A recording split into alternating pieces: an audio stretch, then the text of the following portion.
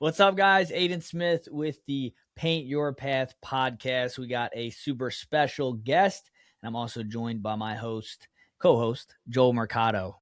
What's up, man?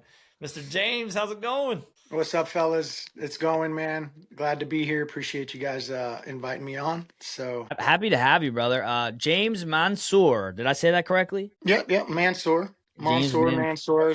As long as it's not Mansour, that's when it's that's when I know it's a sales call. I feel like I put like a French accent on that or something. It's But cool, yeah. You could do that a little. That's fine. you may know him as the Arizona Painter. He is a second generation painting business owner in Arizona. He's also a superintendent for a general contractor, which I think is super interesting. I think he's a personality. At least when I met him, he was like, he's the swaggiest dude you ever met, and PCA member. And we're going to have a really good, fun one for you guys here today. Cool, man. I'm glad to be here. Appreciate all the compliments. Thank you. Yeah. Hey, I was you like, guys got swag too. You know, swag knows swag. So swag does no swag. Aiden, did you know James is actually from the East Coast? Well, we just talked about how I think you said your dad had a set up over in Pennsylvania, something like that. yeah, no. So we're from New York originally. My dad, he worked down like Manhattan in the city. He was an inspector for many years, and then he started his own business, mostly interior stuff. 1998, from just through the grapevine, things were booming out here in Arizona, and they're still booming. I mean, things have not stopped out here. They may have slowed down at times, but they are just continuing to boom. But he decided that he was going to move us out here to Arizona and start his paint business, and that's what he did back in 1999. We moved out in 98.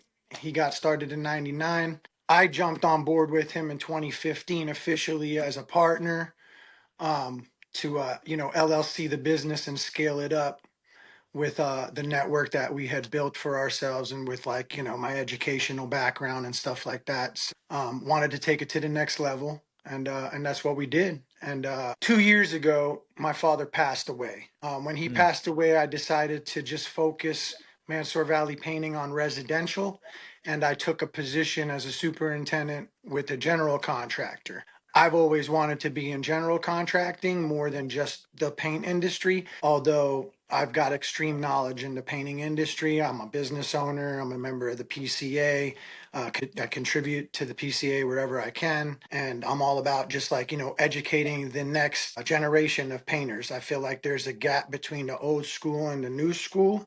And with the new technology and the old ways and the new ways, there's got to be some kind of bridge to be able to bring that to the next generation of painters out there, business owners that want to do this. Yeah, dude.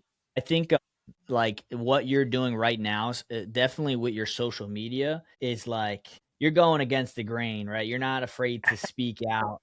Like I think that's Right. the most interesting thing. Like there's so much, BS happening, I would say, when it comes to, the different trades, and everybody's so negative Nancy. And I love that you are just like, dude, I'm gonna say whatever I want, when I want, I don't care what nobody thinks. And I love that, man. So like what made you want to start like kind of sharing your opinions, man? Because me and Joel are doing that right now, where we're trying to Right. find that happy middle ground of like, what's too much? Nah, I hear you. So yeah, so as far as like the family business, my dad started that. He's got a great network. We've got great customers and clients that when it comes to like the social media and stuff like that, we didn't really need it for like marketing or building up our clientele. And so around COVID, I got a little bored and had a lot of time on my hands. And I found We all myself did. doom scrolling, like watching all these videos. And I kept on thinking to myself, man, there's a better way to do that. There's like, that's not the only way. And, there's a lot of these guys that jumped on social media, they were like the first ones and stuff. And like, a lot of people are following their content. And I'm sitting here and in the real world, and I'm seeing in the real world people trying to apply some of these things that they're watching on YouTube and stuff. And I'm going, hey man, that doesn't work here. Like, let me show you how you should do it. And so I found myself with more time on my hands. I said, I'm going to take to social media and kind of do it. But with the way that things are, you got to capture people's attention, right? And so how do you capture people's attention on social media when there's 100 other guys doing the same thing you're doing? And, being the entrepreneur that I am, entrepreneurship is to disrupt the norm and show different ways to do things. So I went to school for business management and marketing. I understand that in this day and age, you have to be a guerrilla marketer. Now, a little thing about me that some people don't know, I own a dance studio. I've been partners with some directors with the studio since 2000. And the dance studio, I've done a lot of things with like planning events, marketing, social media. So I took all of that knowledge that I had on what I used for my previous businesses. And I said I was going to be the face, and I was going to put myself in front of it. And I had to like break through the fear of what are people going to think about me? This person's not going to like me. And, oh, this person's not going to, oh, I gotta cater to this person.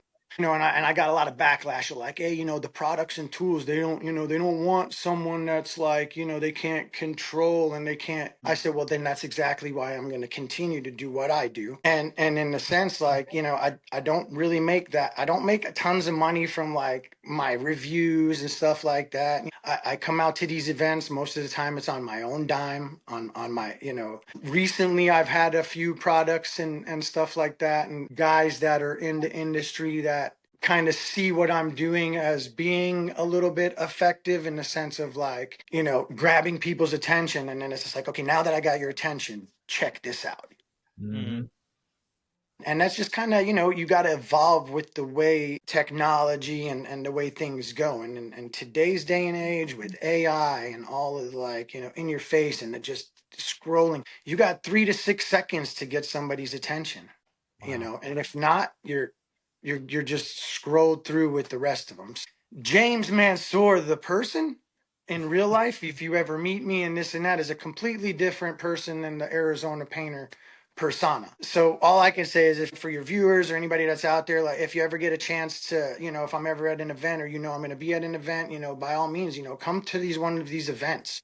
Yeah. Come meet me and come see what these events can help you do and get to the next level. Because at the end of the day, I want everybody to succeed. Whether I'm making fun on a split screen or whatever it is that I'm doing, I'm only pushing that in the sense of like the elephant in the room. It's like, come on, I've been there, I've done that, I've seen it all. Like I can make fun of this because I've done it. I've been there. I know what it's about. And like, if you can't make fun of it or you get a little like whatever, that's fine. People got different lanes. I think I created a lane for myself. And that's just kind of where I'm at with the social media stuff. I mean, it's just a tool, right? And so I utilize it the way that I can, in the sense of I just want to educate. And I don't want to put like a paywall behind that either. I understand that there's like systems and processes and like things take time and people put effort in there and they got to be compensated for their time, or they have a business that requires, a monthly fee to run a program. I pay monthly costs. I run programs as a business owner. I know exactly what all that entails and how it automates systems and makes your life a lot easier. But let's not forget, we still got to teach people how to stroke the brush properly, how to properly apply the products, what tools they should be using with what products. Things have evolved, just like technology, so have tools and products and even techniques on how to apply those products. And I've taken it as a master of the trade to continue educating myself through the PCA, through podcasts like this, or through like brain meld talks at events like the PCA, or going to other pro shows and workshops and listening to other people talk about their processes and how they do stuff. Whether I use it identically the same or I take it and I apply it my way, then that's me doing what I need to do as a business owner to level myself up. You can't just copy and paste. If that was the case, then we'd all be the same out there. Imitators, then there's innovators, right? 100. You got it. Yeah. Dude, I'm excited because, like, I've been wanting James on here for a while now, right? And what I think, James, that you bring to the table a little differently than most people that we've had on here is that you're a second generation painter. And most guys that we have on here are just like, they kind of fell into the painting company. They fell into like, oh, I was a painter. I kind of just created it out of a need. And I really want to open up the perspective because I have respect for guys like you fully, man, because when I got in a painting company, I had zero paint experience. And I actually found Josh, the painter, right? Like Josh from Australia or something, right? He was actually like telling me what to do through Instagram. That's how I Right on. started learning how to paint, because my own people here couldn't even show me. Like, I didn't know what a fan width was, and whatever this and an orifice and all that. Like, I learned literally through social media, through our painting community, and then I started getting educated by that. So I look at you as that guy. If I would have met you Gotcha. back then when that happened, I probably would have been asking you questions, right? So tell us a little bit about Right. like the importance of the next level of training, because I think these guys start focusing so much on scaling, marketing, and numbers that they forget the importance of actually quality control and actually Right. teaching those steps of why we do what we do. How important is that to you? And then really kind of break that down, because a lot of people don't talk about this often. It's a passion of mine, dude. So Gotcha. can you hit that Yeah, a no, little? I'm glad you bring that up, and I definitely I'm gonna touch base on that real quick. But let me where I think it's gotten watered down is as unions dissolved, a lot of Mm, these like construct businesses that used to actually take painters and tradesmen through apprenticeship programs.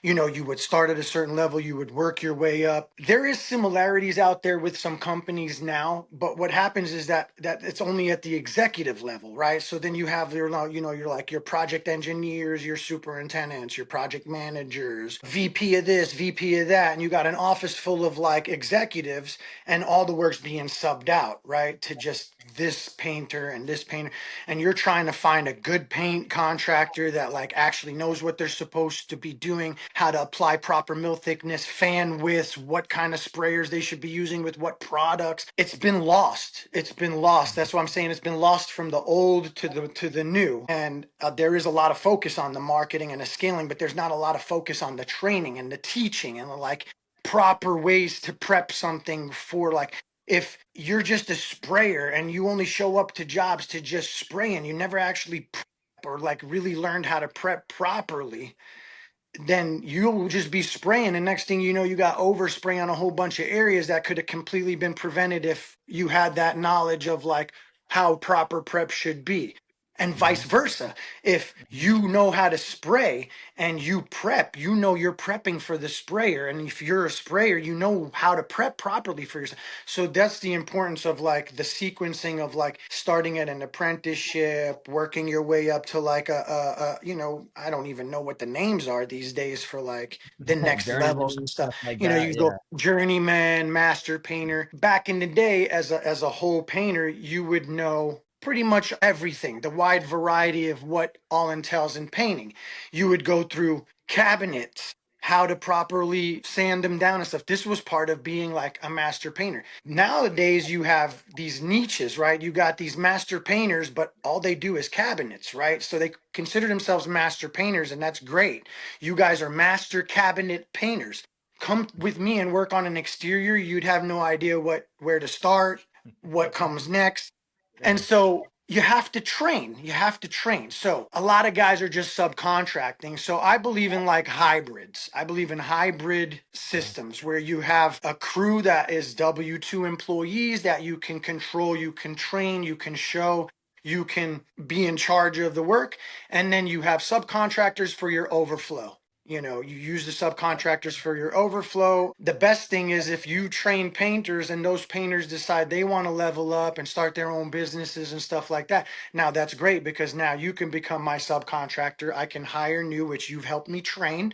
Now I have a whole new set of in-house painters and an excellent subcontractor that has already worked with me for 10 years and knows Mm, exactly what I'm looking for, what kind of sequencing, what the process, what materials we use, what kind of tools he's going to need to use, and pretty much just knows the systems because he's understood that these systems we've tried so many different ways and these are the sequences that we've come up with that work the best production with the best quality and to where nobody's like really like you work smarter not harder, right? You utilize your workforce and they work their way up into levels of when they decide they want to start their own business, they can be confident in that, like, hey, for 10 years, I've worked under someone that trained me, that showed me everything from in the field to how the numbers work to estimating to now your next level should be, okay, now get yourself a business that can help you market and scale, because you already have the foundation of what you need. Because if I can't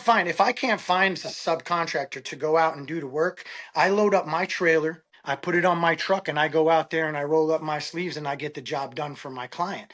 There's not a lot of other paint companies out there that can do that. Now they're trying to figure out what they're going to tell their customer. Now they got to push back work, or they have a whole nother crew that goes in there that's not as good quality as the last crew, or vice versa. Maybe it's a better quality. They got to pay them more. They can't charge the customer more. That comes out of your bottom line. So I think it's crucial to be able to train painters on the next level. It's just like people just coming up and just decide they want to swing a brush and a roller. And it's not until they start coming to things like the PCA, to pro show, talking to guys like you, guys like me, that they pass the YouTube videos and the Instagram stuff. And like, that stuff is great, right? It inspires people. I mean, there was actually a shortage of like people that were interested in the paint industry for a time in the early 2000s. And it was like a scare. It was like, man, who's going to take over the work when these guys retire? Social media, it showed guys that like maybe don't have a 4-year college education. Yo, you don't need that. You can make 6 figures painting, Yeah. or whatever, any other trades too. There's other trades out there, but painting in specific is one of those trades where like you don't necessarily need any like specific credentials to go out there and actually be successful. There's Yeah. a lot of states that require licensing and insurances and OSHA cards and certain things in order to be able to take a certain level of work. But there's ways around it. There's loopholes. So, Yeah. you can go to a place where it doesn't require any of that. Sorry, man, I get rambling on. So, but No, I don't dude, know if that this answered is your great, man. question on why I'm passionate about not only teaching the next generation how to market and do all that, but teach them how to actually do the trade. You don't got to be a Yeah. master at it, but understand what you should be seeing out in the field and what's a good job versus a not good job. I Yeah, love I that. think in a big sense, we're kind of the same way in the fact that like we're raising, in some cases, painting companies from the ground up, like Joel and I, as far as our direct coaching. But it also kind of stresses us out when you get somebody like you said that just says, "Oh, I just want to start a painting business," doesn't have great experience, and it's like now we got this guy undercutting us, and it's like, man, these guys are just popping up all over the place. Where at least if you go through like a Joel and I's kind of coaching, you come at it with a certain angle of like, hey, quality work and like vetting your guys is a standard. It is just part of the process. So I see like, in a sense, especially James, like we're kind of like protectors of this industry in a sense, right? Because we're like continuing to professionalize it, make sure that that quality is when it gets to the homeowner at the highest level. And it's just interesting because you get a lot of different perspectives on it. And I think in an ever growing business environment where private equity is coming in, you need guys that understand the craft like more and more than ever, right? 100%. And I know, before we got on the pod, we talked a little bit about kind of like, how we got associated with certain organizations. I used to work for CertaPro. I was a commercial project manager. And just recently, when I started my coaching, they had approached me to be a franchise trainer. So basically, when new franchises pop up, hey, then you go out and train them. And they were like, but this Paint Pro coaching thing you got going on, You got to get gone. rid of it, right? Painting Yeah. business, gone. And they were like, you got to be all in or all out. And we respect your choice either Yeah. way. But it's like one of those things. I know you had something similar that may have happened, but like these guys and these companies value people like us that really take this craft seriously, Right. Right. Absolutely. And just to add to a little bit to it in the sense of like when it comes to training too, like I know a lot of guys, they're just in one state or one city. A lot of them don't ever go out of there. They might vacation and take some trips and stuff. But as far as like working, that's all they know, right? I work out of California. I've never worked anywhere else. Or I've worked in Indiana. I've never worked anywhere else. I've been fortunate enough to have the opportunity to work in so many different climates, from the East Coast to the West Coast to even Hawaii. And there is a difference in the way you have to look at a project and this different skill set that you have to acquire in order to adapt to painting in different climates. A good example, just a small one, just to touch base, and because most people are familiar with spraying, right? So you could be spraying the same exact material here in Arizona, if you're spraying that material in Hawaii, you have to spray it differently because it doesn't dry as fast. It's more humid out.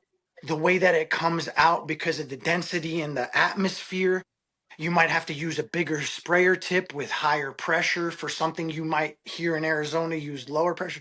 So though that kind of like knowledge is not something that can be taught in a book, or this is something you got to get me on a podcast to like get out of me, or Yeah. come work with me in my climate to where you see the difference between where you're working and like where I'm like different products are used in like oceanfront properties, you Yes. know, versus like out here in the desert, we use completely different paints on exteriors that than you would use in like, you know, more wet climates like Florida. So, you know, these things are very important for if you want to be a master at your craft to know these things, you know, because painting is a universal language, believe it or Mhm. not, right? I can go to any country, any city in the world, grab a paintbrush and a roller, and I can make money.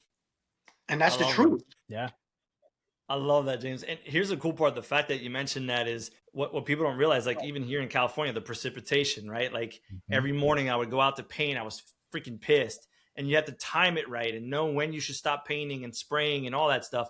But what I love too, it's like this, right? You guys ever get a call when you're on an interview? You're like, "Yeah, what tip would you use in this type of climate, or what would you use on this?" They're like, "Oh, I use the blue tip." You're like, all right, you're not the guy I'm hiring, right? Or like I get those calls all the time. They're like, Joel, how do you hire? I'm like, dude, I vet my painters because if Yep. you don't even know the proper ways of application or understanding product or anything like that, I'm not interested.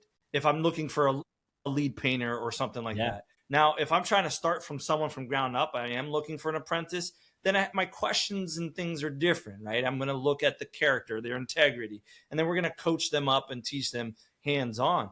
But I mentioned that, right? Because like I feel like we're gonna have to have like a part 2 and 3 and 4 on this podcast with James. Because like Let me the know. knowledge comes out when you start speaking about it, right? And I Right. love that he said that. Like when people call me, they're like, Joel, what would you do here? I'm like, well, that depends. That's very situational, right? I Right. can't have a process of just this and you do that in all freaking environments. It's super important. So I love that you bring that up, James. And this is why, man, I'm so excited, dude. And by the way, I'm gonna see James here in the next couple of weeks when I go out there in Arizona. So maybe we Yeah, can. absolutely, man. We're gonna get together. We'll hang out. Yeah, and I mean yeah, that's you can't stress enough to, you know, definitely you want to vet. And we, you know, like I said earlier, so like at a residential level, there's ways around things. It's not as like stringent when it comes to like regulations or anybody breathing down your neck and stuff like that. You're basically most of the time you're doing business directly with the homeowner. But these kind of things that we're just talking about here, the importance of it, these things are going to really, really, really be important when you do scale up past the residential and you want to start getting into like the higher end residential, small Yeah. commercial business, multifamily. Like if you don't have these processes and the proper subcontractors even that you know you vetted out that can take care of this kind of work, where schedules, budgets, sequences, notifications to like tenants and stuff, like all these different moving parts are going to be factored in. You know, you like for an example, you do a multifamily apartment with, you know, 300 units. You got 300 owners, homeowners that you have to like deal with and like, you know, coordinate between the And those workers. doors are just a problem. And so if you don't have the properly trained worker, or if you don't have a subcontractor that has properly trained his workers, it's going to be a nightmare. You're just going to be, you know, you're going to just be running towards nightmares the whole time. And so having the experience as a painter, like things to look for when those contractors show up, even at a residential level, like, right? So like if I hired someone to come 2,500 square foot home, and he shows up and his truck is just stuff is thrown all over the place in the back of the truck, this and that. I might be like, hey, sorry, I got it covered. I don't need you today. I'll give you a call on the next job. Have a good one, Right. and just kind of, but these are things that like are very important where like I had to learn these things. Like you have to notice things about workers on what their experience levels are and what you're going to be comfortable with hiring, or if you want to hire and train, then you can control quality more and stuff like that. So yeah, these topics definitely need another episode. We Yeah. can do topic episodes, but and I Here's don't what I know how like much though. time you guys have. I mean, I'm not however long you guys would like to keep me on. I think you said it was like an hour long, or Yeah, I we'll don't know. give you a heads up. We got like 30 minutes No left or so. worries. Yeah, whatever you guys need. But I think like what's important is like you're talking from an actual real world like experience place, right? Mm. Whereas a lot of guys who, have their painting business and want to grow and stuff, it's like they don't have that experience. And I think homeowners especially can kind of feed through that a little bit and see that and Hmm. understand who's going to take care Sometimes, of yeah, my job, but absolutely, also they're getting there's more tools for them to vet out these guys, right? So it's absolutely. like I think it's like making a full circle kind of comeback in a way, whereas like these guys that have been around for a while are starting to take some of the newer stuff and level up. They're starting to come back in a big way because the homeowners feel way more comfortable because of all the things James explaining of like, hey, you kind of know when they show up, it's not a rinky dink operation and they're just calling in guys off the street. Like these are legitimate companies that are family owned, been in the area for a long, long time. I see that coming back right now. I don't know if you see that as well, Joel. 100%. Because what's happening is this: a lot of people have had past experiences with painters already, and like you just said, they pull up. People have common sense. Like if a Yeah. dude pulls up with his truck, it looks like a hot mess. What is the project going to look like? And that's what James, I think, is insinuating. Is I'm Yeah. looking in the back of his pickup truck. He has zero organization. He can already tell by like the way he treats his ladders, the way he treats his machinery. Is it clean? Is it nice and wrapped with his gun hoses? Is his gun hose like about to spray all over the place because it's going to combust and Mhm. break? And he's not paying attention to those things. Or does he show up to a job site, has a red, like out here in California, we have to have a red flag on the back of our ladders. Because Yeah. if not, we'll get pulled over and get fined by the cops. We also have to have cones about 6 feet outside of our trucks showing that it's a working zone. So, like, people pay attention to that when they're seeing that here in California. And if they're seeing, okay, there's like 2 other painting companies in my block, why does this one stand out more than these other ones? Like, they're paying attention. And that's important, right, guys? And I think that's the cool part about today's episode is James is bringing the value of this is what it needs to be, and it is a standard, right? Yeah. And when you talk about subs, dude, I can't tell you enough how like I'm super picky with my subs. I love how James is breaking it down. That hey, hybrid is perfect because you've got your foundational painters. You created a what I would say first of all trust factor, and then you molded them through your teachings, which they retaught your people, and it's just a cycle, right? And I think a lot of guys are just quick to make money and they're Mhm. not paying attention to the value and the quality of the service and why we got in the industry to begin with. And Without what's that, that you're going to not do going to to your have a business. sales? What's that going to do to your sales where you can Oh, actually stand by your workers, your guys, and know like, hey, what I am selling you right now, Mrs. Customer, look them dead in the eye, stand on 10 toes. That alone is going to help you sell jobs. facts. So Well, like, I got a main question now that this is coming up. James, how often do you get, because I know my teams get this often. Out here, we're W2 100%. We have 0 subs in California. But how often do you get customers when you go do an estimate and they say, do they work for you 100% or are they subbed out? So, man, not that residential, not that often. Okay, Um, nice. Commercial, about 50% of the time. wow. Interesting. They Okay. want to know. Like I've said, people that are in the commercial, even on the other end of things, the client end of things, when they're looking to hire a contract, those people have also gone through like either worked in the trade and worked their way up through positions in order to become this whatever project of management for so and so apartment, blah blah blah, whatever the apartment or hospital or hospitality name or whatever the client is. Those people, they know, they got the same experience that I do, right? So when I'm dealing with them at a level and we're talking and I'm telling them, hey, on this particular project, because of the safety requirements, maybe it's a prevailing wage product. This, hey, all of our it's all going to be subcontractors. They're all going to be vetted. They're all going to be required to have OSHA 30 cards or whatever the stipulations may be. But see, this comes in the experience where I'm going to know how to discuss with my client. We can have it either way. If you want it this way, now here's the other thing too, as a business owner slash superintendent that project manages, that looks at budgets and stuff, subcontracting is always going to be a cheaper option and always going to save the client money as well. It's just how it is. That's why a lot of the paint companies now are doing it, even at a residential level. It's just the way the numbers work, the math works. So when you're working with a client, sometimes they want the more like, well, we'll pay a little bit more. We want the in-house. I like that. I love that you broke And so that now down. this gives you a negotiating tool, right? Because if you're bidding against 2 or 3 other contractors that don't have an in-house crew, the job is yours. Price is not going to be a factor. Now it's going to be a relationship thing. It's going to be more of the quality assurance, the extras, the building the relationship with that client. And what's going to happen from that is you're going to get the next apartment complex that they own. They're going to be at a party with somebody that owns a whole bunch of other apartment complexes and going to say, hey, we got these great painters. You should call them. And then that builds your pipeline and that scales your business. And when you scale like that, now you have jobs that you're on for months at a time. These are the easiest jobs to train new employees, the easiest ones. You hire them, you put them on a project, you let the crew train them through the stages. You ask your foreman, hey, how are they? What are they good at? Oh, they're really strong at masking. Okay, great. Use their strengths and work on strengthening their weaknesses. I've always learned that, I'll give you a good example. If I'm ever on a project working with someone, even if I'm the more experienced sprayer, I will still do the prep work because I know I'm very efficient at it. I move very fast at it.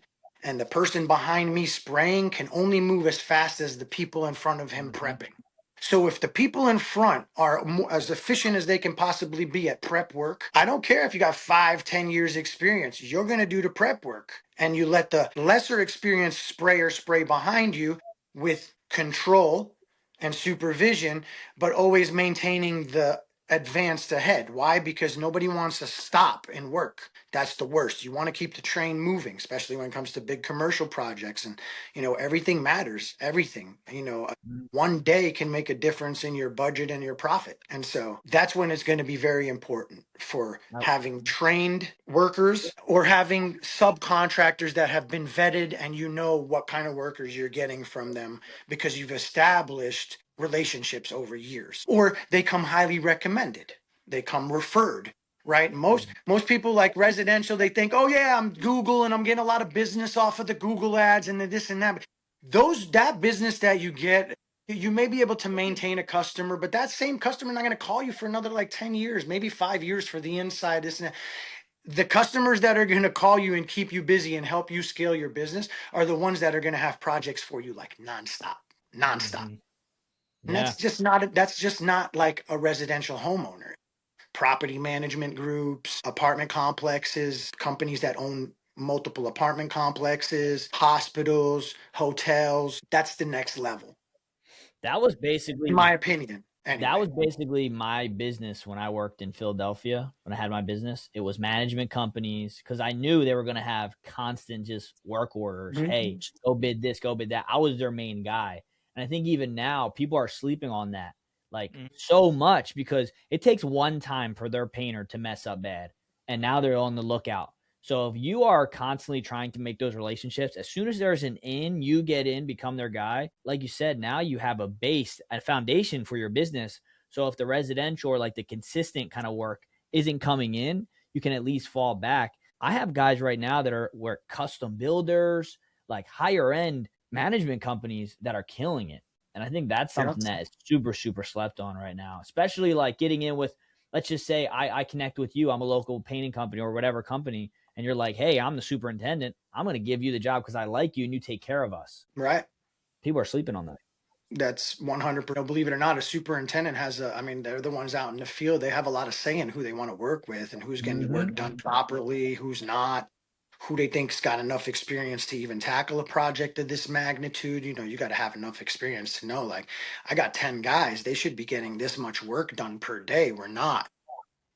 Yeah. But let's just go back real quick though to like social media and how I feel like that's definitely helped from the homeowner side, right? Because we talk about you got to educate your homeowners, right? Back in the day, there wasn't a lot of stuff for the homeowners. See, like just as many contractors and painters and that are on social media trying to learn and trying to, what should we be doing and how, that are just starting off. Homeowners are on there too. Like, look at this painter. They're all wearing the same uniform. They all look really nice, all painter whites.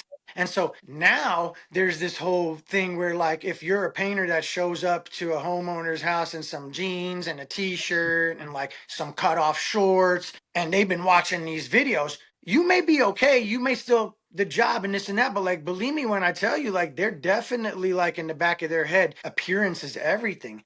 And I don't care what age they are. I do work out here, and Arizona is known for having a lot of 55 plus communities. I don't care what age you are. They're either on Facebook, Instagram, and even now TikTok. The retired folk got more time on their hands with they don't know what to do with it. So they're Yeah. on here the same thing, and some of them actually, I know some friends and stuff, they get business off of their social media from these kind of customers, the older Facebook, the ones that are in like the, craft groups and stuff. If you share your stuff on the social media. So these videos are coming across their feed. And so now they're getting smart too to like, if you show up to an estimate and your truck has got like no company decals on it and it looks like paint's all on the truck, like you never cleaned it before, like they're like, I seen a video, in the back of their head, they're like, oh, I'm going to get a couple more estimates Oh, until, we know guys like you that. might not even be the best qualified painter. That guy might be 40 years, knows everything, but just his appearance now because people know what Yeah. they want to see because of social media and because of all these other like platforms and stuff like that. And so it's like if you haven't stepped up your game on just that little small thing, that would be my recommendation to anybody that's just getting going and stuff. Spend a little bit of marketing money on like company shirts. You can require your subs even to, hey, you guys all have to Yeah. be in painter whites and some neutral shirts, or, on our commercial jobs, they're required to wear the high reflective shirts and stuff. So we give them, whether it be from like a Sherwin-Williams or a Dunn Edwards or a Benjamin Moore, your paint reps, they'll give you free shirts all the time. Give them out to your, My stipulated in the paint reps been contract. getting cheap lately. Oh yeah, it sounds like you need a new paint rep. Facts. Nah, but You dude, it's should so put in a funny that you said request. Tell them it's becoming a conflict of interest. dude, I'm like, yo, do you guys have shirts? I'm at the paint store and they're like, nah, sorry. I'm like, come on, What? hook me There's a up. shortage. But I think so. I was actually like, as you're saying, I was thinking about like, who are the painters that are making content that I see their stuff and I'm like, dude, they are like goated. And there's one in California, and I'm sure there's many, many more. But if I owned a house in California, there's a guy, his social media is like Roll With It. I don't know if you ever heard him. He Yeah, narrates over his videos and he shows everything he does. And I know my house is done right if I hire this guy. Like exactly. 100%. I would pay more to use him because I've seen every step of his process and he never cuts any corners. Yeah, That's sick. I have to look him up. I haven't heard of him, so I'll look him up. He's great. yeah. I'm pretty sure. I think I follow him. I think we mutually follow each other on my social media as well. Yeah. Yeah, I mean, appearance, presentation is everything these days. I mean, it always has been, but now Mhm. there's just like so many eyes on you.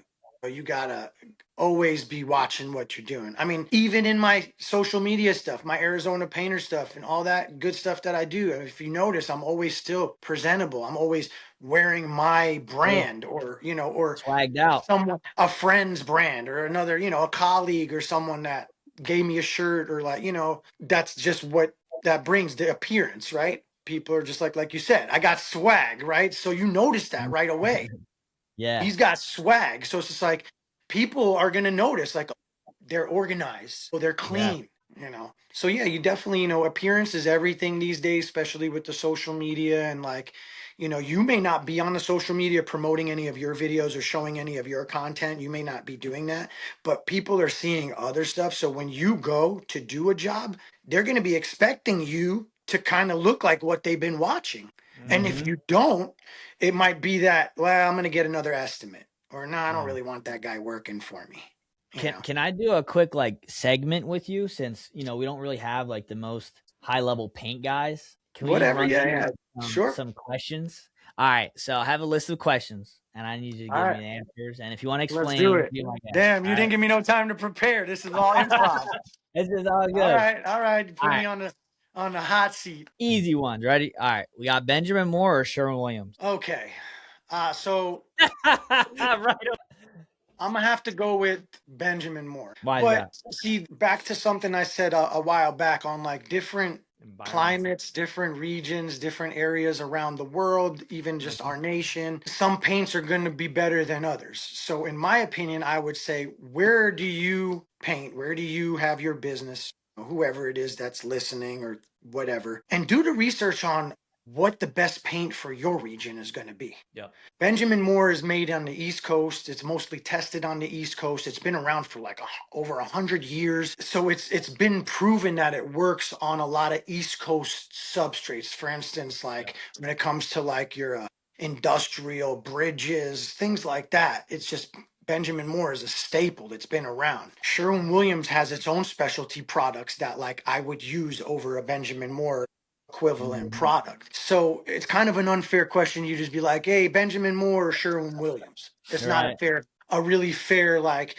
maybe on my social media, I might make fun and do stuff like that. But in real life here, I would say find out what the best paint product or manufacturer, whether it's manufactured in your region or in a region that's similar. And I would go with that. Try those paints out. Use that paint. Talk to those paint rep, get pricing for you and your business, and model your business around using that paint and utilize that product to sell your services. If you know a lot more about the product you're putting and you're educating your customer about what's going on, one of their most valuable assets, they're going to respect you more than someone that just like, oh, I just use this paint. Well, why? Well, because I've just used it for 25 years. Oh, well, the last guy told me why he uses the paint he's going to use. I think I'm just going to go with him, because I'm not going to have to paint my house for another 10 years. Yeah. Facts. So when asked that question, regardless of what paints are put in front of me, Benjamin Moore, Dunn Edwards, Valspar, PPG, this and that, I'm always like, well, where are you at? What state are you painting in? Okay, Right. are you doing exterior? You're doing interior. Okay, what do you normally use? Okay, is there a product out there that you think might be better? Okay, why don't you go grab it and try it? It's like, I can't tell you. In my experience, I know what products I use versus others because of how they work out here, for the way that I apply them, for the equipment that I use to apply them, what kind of brushes I might use to apply certain materials, how hot it is here, whether I'm painting in the summer or I'm painting in the winter time or in the spring or what. So there's going to be a lot of factors on, like, sometimes I might use different paints because it's just too cold for me to use the other paint. It might just take too long to dry. And so at that point, it's not even a matter of like what paint's better. It's what paint is better for this circumstance. I love that. If James wasn't in the painting industry, he'd be a risk analyst. Hey, hey, as an entrepreneur, I might have to, consultations, baby. That's so good. You let me know, coaches. You need anybody? I could come in and do a risk analysis. Yeah, make it worth it. See if that commercial job's worth it or not. Right, Exactly. I got another question for you. All right. Right. Brushing or spraying? Brushing and rolling or spraying? Again, it's all going to depend on the situation, right? Sometimes it depends on how much the customer's budget is. Sometimes spraying is just going to cost more, or vice versa.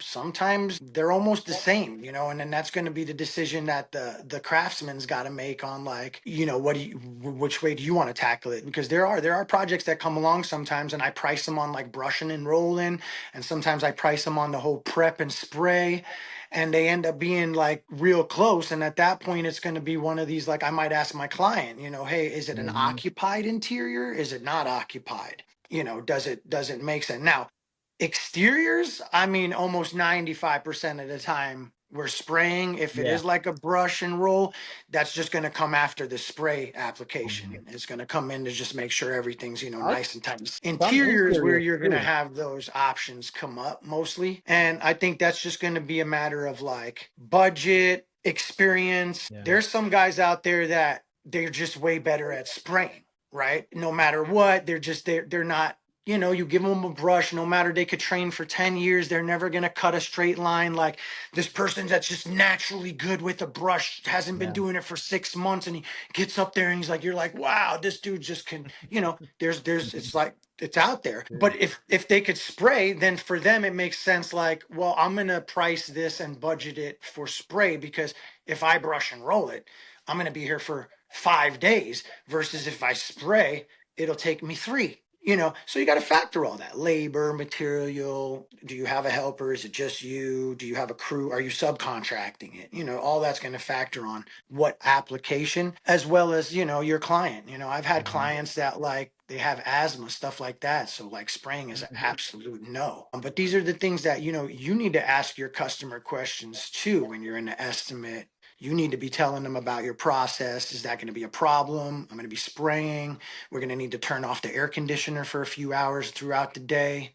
I don't want the overspray going through your duct systems. If it's like summertime, we might postpone a project until it cools down, because they don't want to turn off their air conditioner while we're working in certain rooms. Cabinet jobs, 90% of the time, those are spray. You know, you got to bubble up rooms and negative and positive airflow, and you can't have air conditioners on if there's vents, you know, intakes in the, you know, you got to close them up, and if they're not properly, they can ruin the air conditioning system. It can become a lawsuit. Like, you know, there's, I mean, I've, with the experience, I've heard of it all, you know, whether it's happened to me personally or from a colleague that I've, or at like a pro show that somebody's like, oh man, you know, we screwed up, man. We left the air conditioning running when we sprayed this whole house, and it like got into the condenser, and they had to come out and repair it and replace it. And it's like they sued us, and like, good thing we had insurance and a bond and we were licensed, or else they would have took my house, you know. So Dude. like that's a whole nother topic for another day. I know you're doing the question segments, Aiden, but this is how, like, so you know how I talk about sales, and I'm always big about, I get a lot of people are big on scripts on sales, and I don't want to derail the whole conversation, but this is how powerful it is, that what James is saying right now is when you're asking the right questions, you're able to direct them. That's where the value is being built, and hiring the right contractor, because James just said, hey, do you have asthma? This is why we do this. This is our process. If not, okay, let me change the process. Right. This is going to change the way You're I do my guy. Yeah, like Allergy, you know, I mean, I can go into things like that, to little things that, just little things that can set you aside from the, if you know your client, right? Just know them nationality wise, maybe religion wise. Not saying you got to be any politics or this, but like, I'll give you a good example. I know that like a lot of Asian communities, a lot of Asian customers that I've had in the past, they don't like shoes on in their house. yeah. If I know I'm going to a previous client of mine that's from Asian background or whatever, it's part of their culture. It's a respect thing to like not walk in their house with shoes. If I ever show up to a customer and like, I don't know what my customer is, I don't ask them when I get the information, you know, your address, your phone number. When I go to the customer's house, that's when I might realize what nationality they are, or what, you know, automatically the shoes come off. Can I come in? Thank you. This and that. Those little things right there are going to be, if the next contractor comes in, he's ready to walk in with his shoes on. Hey, how you doing? What's shaking? You know, those are going to be the little things that are like kind of like, whoa, hey, this guy's, oh, hey, can you take off your shoes, please? You know, that right there is like, ooh, I hate if somebody asks me to take off my shoes. I'm almost like, oh, I'm so sorry. So it's like, I'm almost automatically take off my shoes at every customer's house. You know what I mean? Like, don't even make it like a only if it's this kind of customer. Just set yourself apart and just be like, you know what? Everybody's going to appreciate you taking off your shoes coming in their house. Now, if you start to take them off and they go, no, no, no, no, no, don't worry about it. Don't worry about it. And go, you sure? Oh, okay. All right. No problem. Cool. Already they're like, oh man, this guy's already, he's already looking at like what I might not like or like, you know, and then that's it. Right from there, the whole sale starts, right? With the questions. Like you say, you got to ask all the right questions in order to find what their hot button is so you can sell them, right? There he What's the is. most important thing here? You know, knows both is it the sides. price? Is it the budget? Is it the, you know, the colors? You know, what is it that's really, you know, I've had customers, they get so overwhelmed by picking colors, they just keep postponing a project and they just like never get to it. Facts. Man, Sorry. You know, we'll definitely do a part 2 to this because I had a lot We more have questions. to. We have to, James. We'll do a part we 2. got one more or no? One more time for one more question or no? Yeah, let's do it. All right, ready for this? We kind of already answered it low key, but what's one painter myth that drives you absolutely crazy? I know you got one. I know it. One painter myth. So one of the things that we literally just talked about, if you are good at spraying, that does not mean you're good at brushing and rolling. I have a company that I worked with, and they only do cabinet painting. And there were 2 doors that needed to be, they couldn't spray it with their material and stuff. So they were like, hey, can you just come out and paint these doors? And I'm like, what do you mean? Like, sorry, it's like different process. We can't just paint a door. My guys don't know what they're doing. I was just so blown away by that. That's definitely a myth in regards to so here's the biggest myth about painters. Just because you've owned a brush and a roller for 20 years doesn't make you a master painter. So that's the myth about painters, that where you can have someone that comes to you and because they think that they've been painting for 20 years, they've had a brush and a roller in the back of their truck, and they've dabbled in paint over the last 20 years and they do a pretty good job at it, that they're like, oh, I've been painting for 20 years. That's the myth. That's where you really need to vet your paint contractor, because with a lot of other trades out there, it's real easy, right? They have to have certifications, they have to have certain licenses, certain credentials to even call themselves a plumber or an electrician. If you don't have those certificates, you're a handyman. There's a lot of guys that are handyman that want to call themselves 20-year painters. And so that's that's the myth on make sure you vet your painter, that they are actually a painter and they have been painting and they have, have the experience that it takes to tackle the project you're asking of them. Okay, now you want an accent wall painted in your house. Can you hire a handyman to tackle that? Will it come out probably just as good as a professional painter? Probably, maybe. Yeah. I mean, I'm not taking anything away from great handymen that are good at painting, but there is a myth about painters just, calling themselves painters and actually being painters. Yeah. That's what I was saying about the whole legacy painting companies and making that comeback. So, James, pleasure, brother. Where can people find you? You could find me pretty much on Instagram, Facebook. The handle's the same on all social media platforms. It's at the Arizona Painter, all spelled out. So yeah, I also like I told you, I got some koozies, I got some hats, I got some stickers. And so I want to give away some stuff to your viewers. So nice. You do some kind of giveaway or you let me know and you hit me up with 3 people that you want me to send some of that swag to. Let's go. All right.